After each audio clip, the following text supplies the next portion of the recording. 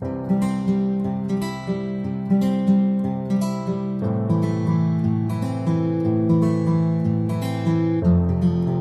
assim a palavra do Senhor: mas a hora vem, e agora é, em que os verdadeiros adoradores adorarão o Pai em espírito e em verdade, porque o Pai procura tais que assim o adorem. Deus é espírito, e importa que os que o adorem em espírito e em verdade. Glória a Deus. Nós estamos aqui nesta noite na presença de Deus, e o nosso coração, eu tenho certeza absoluta, que está único e exclusivamente voltado para Ele. Porque nós temos na nossa mente, no nosso entendimento, o que está escrito em Romanos capítulo 12, o culto racional. Quando nós saímos da nossa casa para cá, nós entendemos o que é que nós viemos fazer aqui. E lá está dizendo que a gente deve ofertar a Ele o nosso culto racional.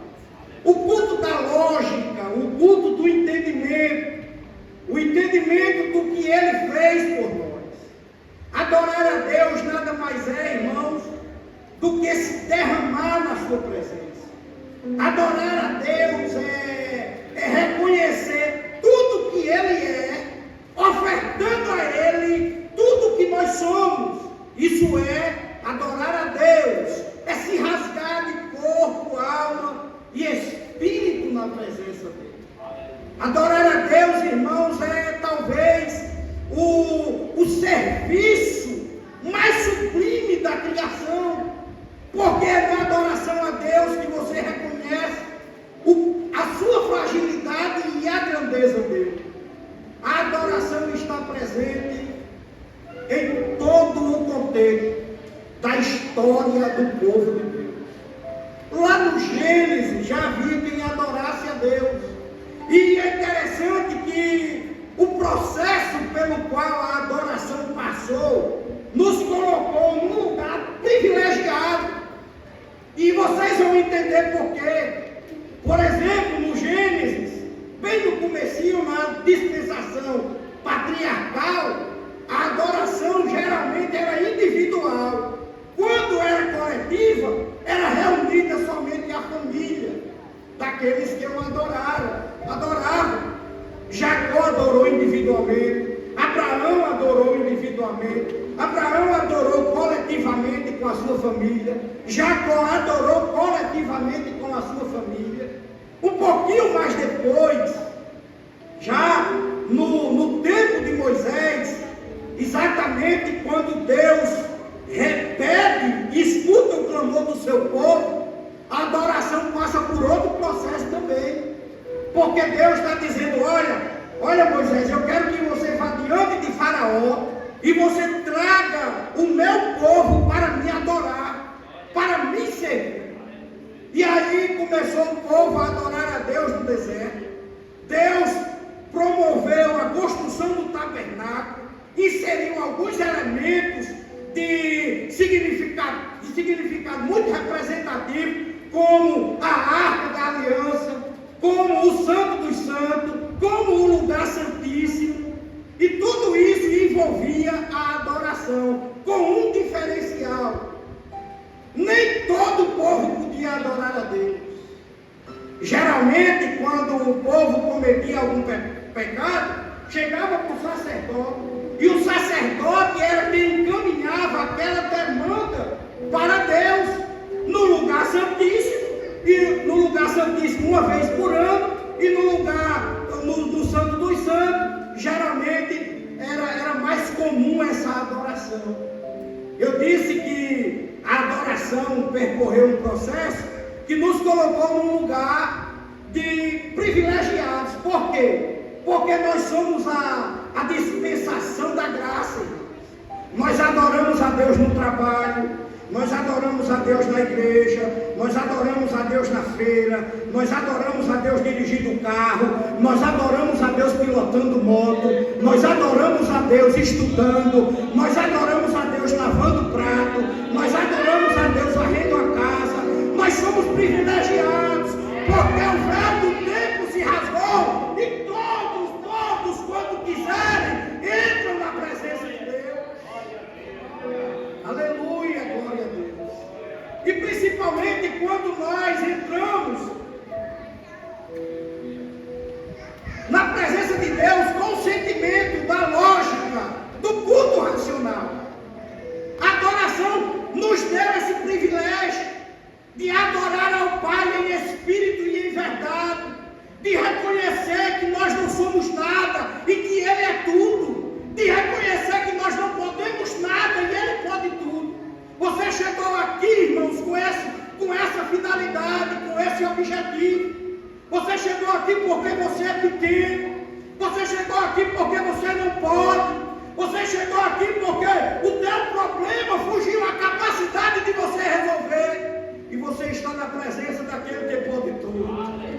Aí você começa, glória a Deus. Aleluia, eu não posso, mas o Senhor pode.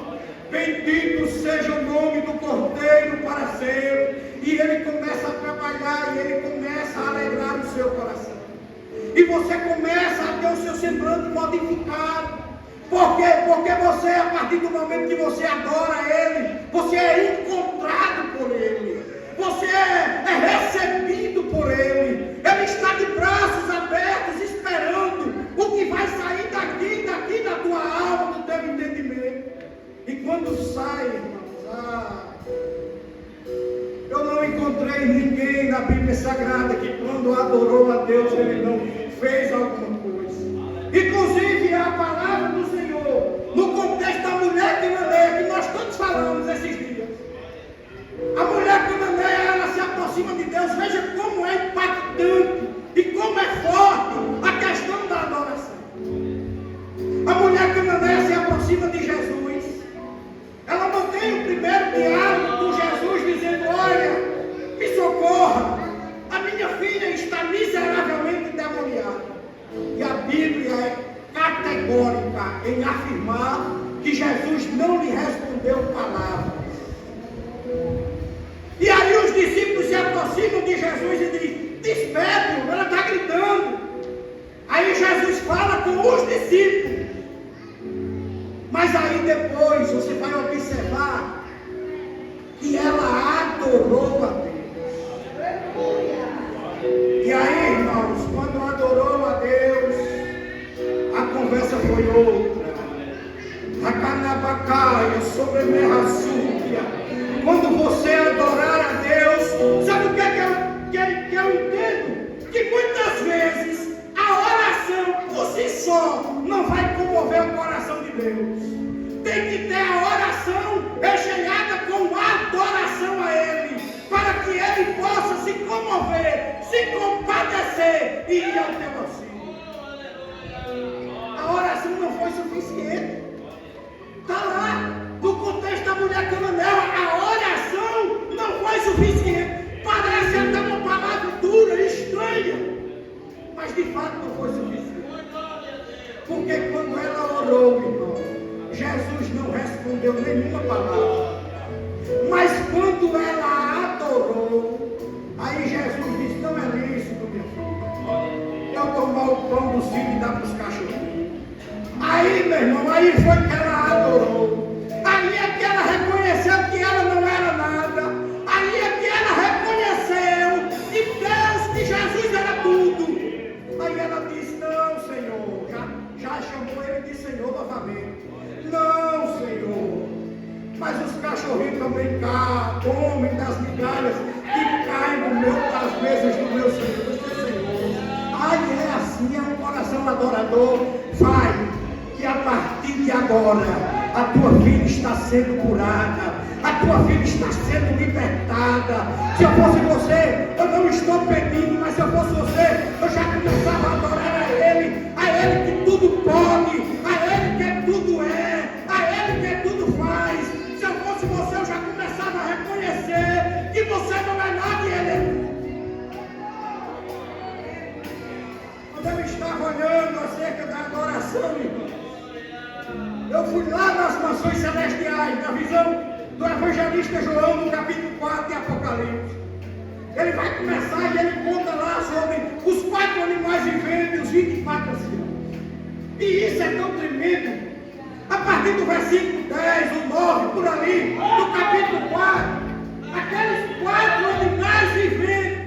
juntamente com os 24 anciões, começaram a adorar aquele que estava sentado no trono.